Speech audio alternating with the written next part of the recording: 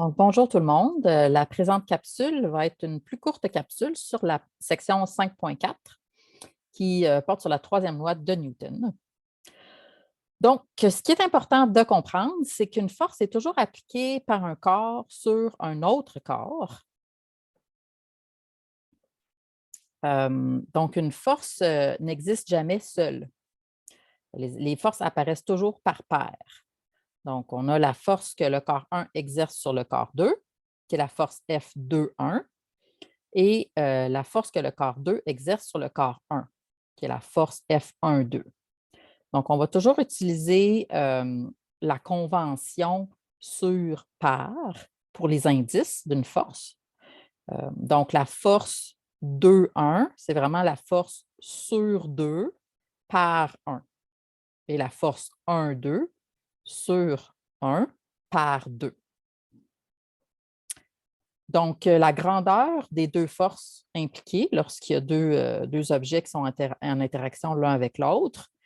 Donc, les grandeurs vont toujours être identiques, mais dirigées en sens opposé. C'est ce qu'on appelle le principe d'action-réaction, la troisième loi de Newton.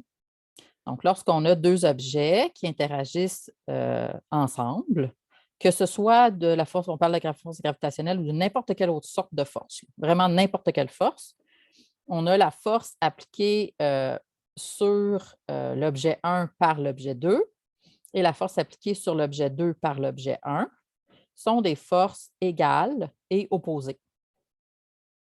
Donc, on va pouvoir écrire vectoriellement F1,2 égale moins F2,1, étant donné qu'on a un axe lorsqu'on utilise des vecteurs. Là. Donc, le vecteur F1,2, dans ce cas-ci, serait positif et le vecteur F2,1 serait négatif pour ce qui est de l'orientation. Donc, si on regarde une situation pour essayer de voir plus concrètement là, comment s'applique cette loi-là, donc lorsque on a deux personnes, par exemple, qui sont sur une patinoire, on a Suzanne et Martin, qui sont mon oncle et ma tante, qui sont sur une patinoire et Suzanne pousse brusquement Martin. Je ne peux pas utiliser le fait que Martin pousse Suzanne parce qu'on ne peut pas dire ça maintenant. Donc, on imagine Suzanne pousse Martin. Que se passe-t-il? Donc, Martin va accélérer sous l'effet de la force exercée par Suzanne, mais Suzanne va également partir elle-même vers l'arrière sous l'effet de la force exercée sur Suzanne par Martin. Donc, c'est plus facile de voir cette situation-là lorsqu'on est sur la glace, parce que sur la glace, il y a beaucoup moins de frottement entre les pieds et le sol. Donc, si Suzanne pousse sur Martin, bien, on imagine que Martin va reculer et Suzanne également va reculer. Donc, ces forces-là vont être égales et opposées. L'accélération ne sera pas nécessairement égale, elle va être opposée, mais elle va dépendre de la masse, l'accélération. Donc, si Suzanne est plus grande et plus costaude que Martin, bien, Martin va avoir une plus grande accélération que Suzanne, alors que si Suzanne est plus petite, donc on imagine par exemple que Suzanne se pousserait sur un mur pratiquement, là. Donc Martin, on imagine un gros gaillard là, qui joue presque le rôle d'un mur. À ce moment-là, bien, Suzanne va reculer avec une beaucoup plus grande accélération que Martin qui ne bougera presque pas. Okay?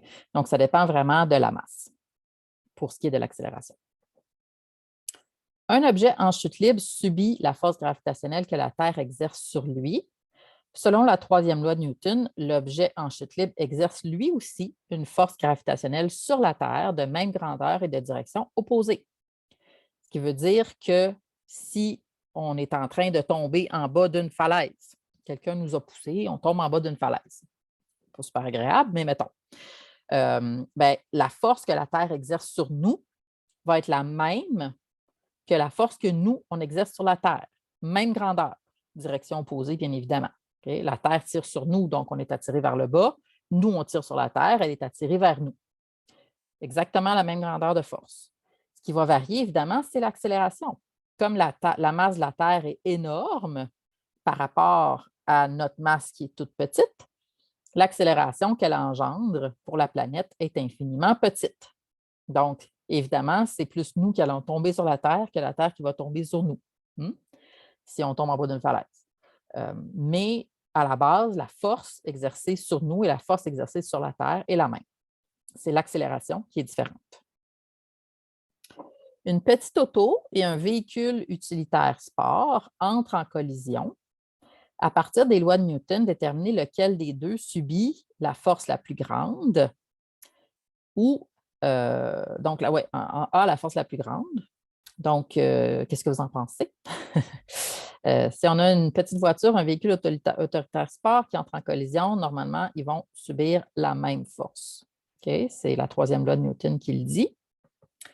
L'accélération la plus grande, ben c'est la petite voiture qui va subir l'accélération la plus grande, étant donné que sa masse est la plus petite.